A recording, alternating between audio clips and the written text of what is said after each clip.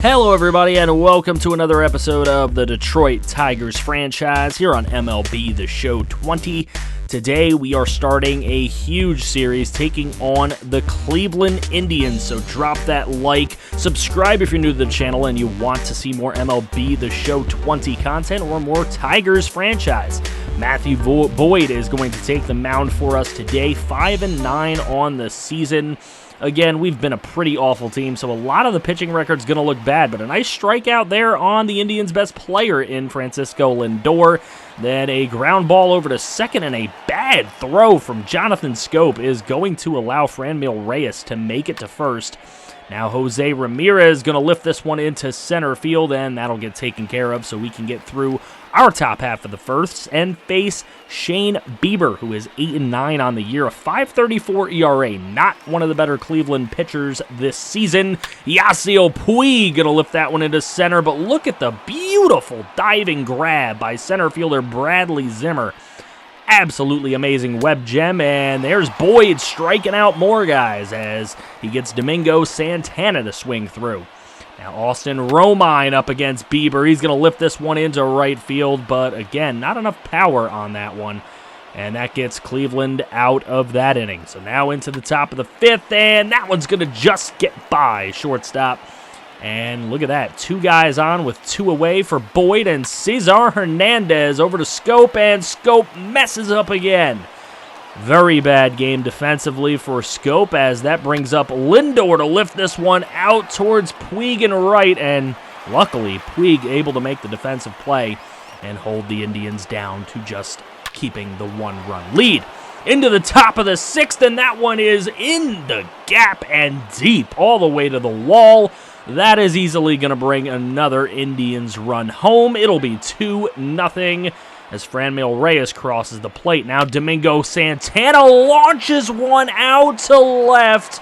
That one's a few rows deep as that goes 387 feet. A two-run blast for Domingo Santana, who was part of our Mariners franchise last year. If you didn't check out that franchise, make sure you check out the playlist in the end screen. Buck Farmer coming in. He's going to walk the bases loaded and then give up the hit into center field, which is going to bring home 2 runs. Buck Farmer not doing much better than Matthew Boyd was doing, and he's still in there pitching. Carlos Santana barely touches that ball. Luckily for us, he is easily thrown out at first base, and that ends the threat, but it's still 6-0. So Xiao Chang in the top of the 8th, and that thing is a blast. Franmil Reyes taking Chang deep to right field, and that's his 27th homer. And then later in the 9th, this time Carlos Santana, as both Santanas go deep. And this one is his 15th of the year, a solo shot that travels 422 feet. Carlos Santana, as an Indians fan, is one of my favorite Indians, but just not good here today as I'm playing with the Tigers and you don't like seeing it. So Bieber goes 9-9 and a complete game shutout for Shane Bieber. Probably one of his best performances of the whole season. So Puig, with some of the issues he's had in this episode here, we are reaching the trade deadline, and we're going to get rid of Yasiel Puig. We have really no more use for him. We're not competing. Somebody could use him, and look at this. We find Seth Beer that we can trade for. Yasiel Puig, somebody could use his power. Seth Beer, we could use his potential, and hopefully we can unlock it by putting him in our minor league system. So the Diamondbacks make that deal. We're glad to make that deal. We are going to make some cuts here. Robert Souza going to get cut off of our squad, and we are going to cut out Miles Goodwin as well. That allows us to make some signings. We're going to bring in Addison Russell for the rest of the season. Addison Russell is a guy that was a very highly touted prospect way back with the Cubs. Maybe we can bring some of that magic back. We're also going to bring in Leonis Martin. Having lost Puig, we're just going to bring in a lower level outfielder that we can have for the rest of the season at the very least. This trade right here is an easy one to make. Chang obviously was pitching pretty poorly. Saucedo and Santos are not that important to the future of our team. And our bullpen is utter trash. So we're going to bring in somebody who can hopefully come along quickly in the minors in Luis Oviedo. I want to bring him along, and I want to also pick up somebody who can help us right now, which is Phil Matan.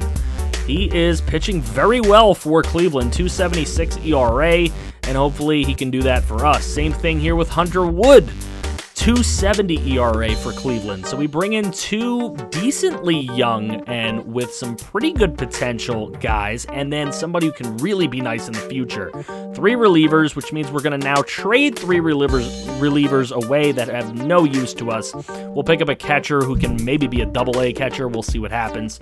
And then we're going to pick up a closing pitcher here for 3 more relief pitchers who we really can't do anything with.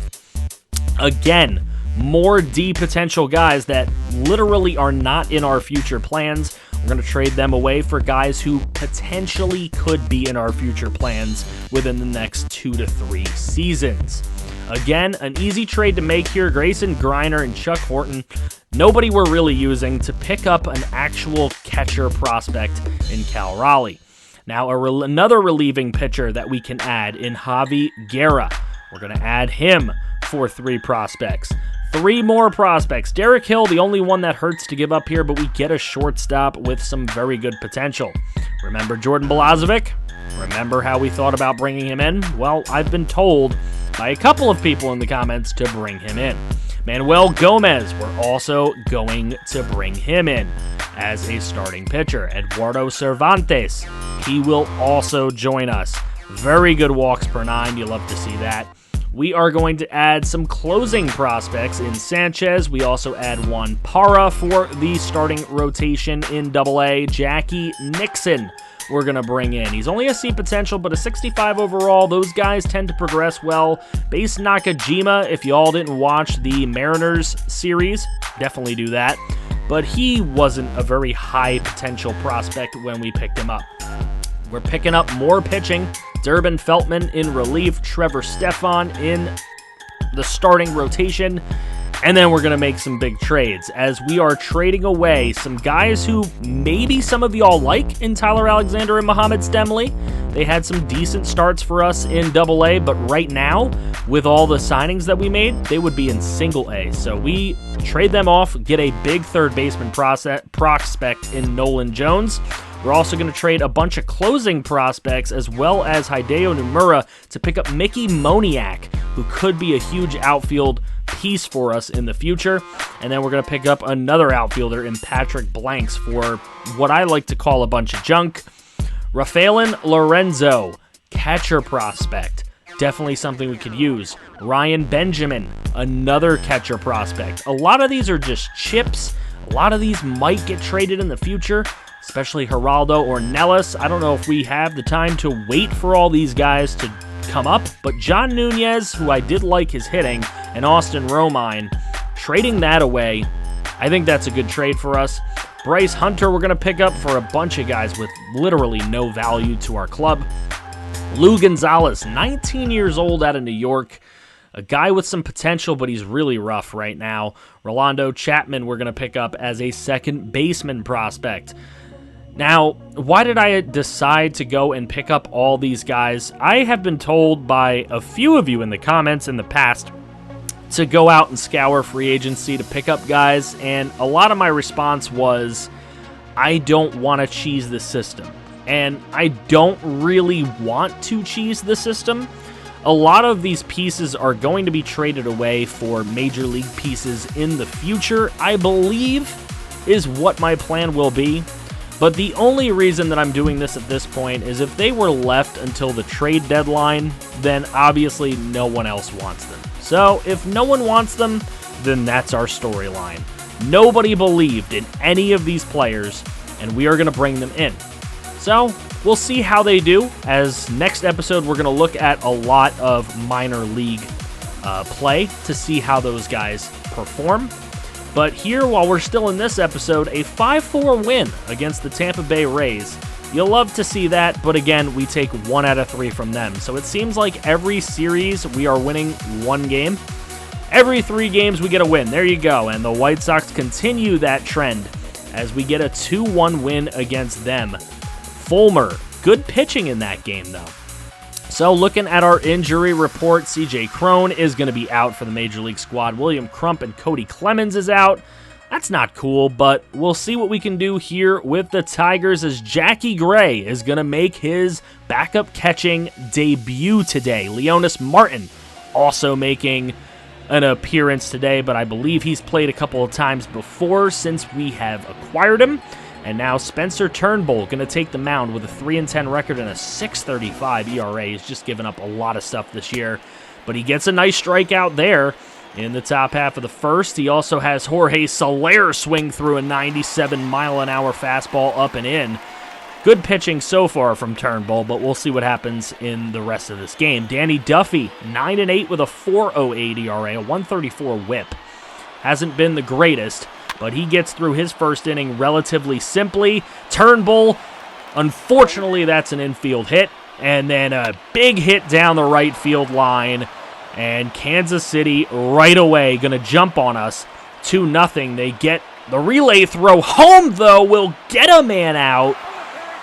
But it's still 2-0 as we do get Miller trying to get home. So now Adalberto Mondesi up, and he's going to lace one into right field. That gets by, and that is going to provide a triple for Mondesi as he is an extremely fast player. Didn't not expect that, to be honest. Alex Gordon now up. He dribbles one over to first base, and that is taken care of. But Adalberto Mondesi does come home for the third Kansas City run. Jorge Soler going to knock this thing deep out to right field. That gets past, and he's going to end up with an easy double. So still in the top of the third with one away. Turnbull trying to get out of here, but he's facing Salvador Perez, one of the better contact catchers in all of baseball. Here's another throw home. That one is not in time, and it is 4-0 Kansas City in the third inning.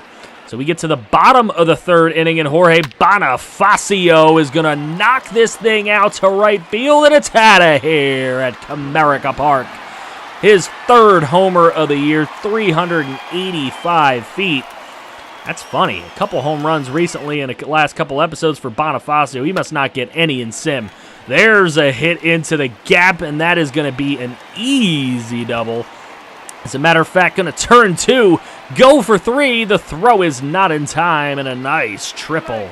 So Jonathan Scope comes up. He's going to hit one right through Duffy's legs, and an easy RBI hit for him, making it 4-2. So that brings up catcher Jackie Gray, who ropes one into center field in his very first at-bat ever. Well, I lied. Second at-bat, but it is his very first major league hit, and it is a 2-run double in an absolutely big spot. Congratulations and welcome to the show, Jackie Gray. So good to see Jackie Gray doing some things. What does Leonis Martin do? Well, he gets under this one, and that is going to be an easy fly ball to right, but can he pick up an RBI here as the run attempting to come home from third? And he does! So look at that. Right away, Leonis Martin and Jackie Gray combining for 3 ribbies in that inning. So Jesse Hahn going to come in for relief for the Royals, and look at this, a nice ground ball through the hole. That could bring a run home. A fast man coming in, and it is going to be a 6-4 lead. As Miguel Cabrera now comes up, he has got one blooping into right. It is going to land another run home. 7-4 and runners on the corners in the bottom of the fifth. Leonis Martin coming up again, lacing one into center field, but the glove is there. So ending the threat there. We go to the top of the seventh, and this one's going to get yanked out of the park off of Rony Garcia. It's Alex Gordon with his 7th homer of the year, a solo shot that travels 353. So Jonathan Scope coming up in the bottom of the 7th, and a no-doubter to left. Jonathan Scope has just been swinging the bat these past couple of months. 21 homers for him on the season. That one's a solo blast to give us an 8-5 lead, and Emmanuel Clase coming in. One of the new pickups, getting a strikeout in the top of the 8th inning. Then in the bottom of the 8th, look at this, going for the double play, throws it away, gonna go to third, and is in there. That'll bring in Kevin McCarthy to try and provide some relief for this Royals defense. And look at this, roped into center field. Easy run coming home. It's 9-5 in the bottom of the 8th. That brings up Nico Goodrum. He's going to dribble one over to second, but he can't handle it.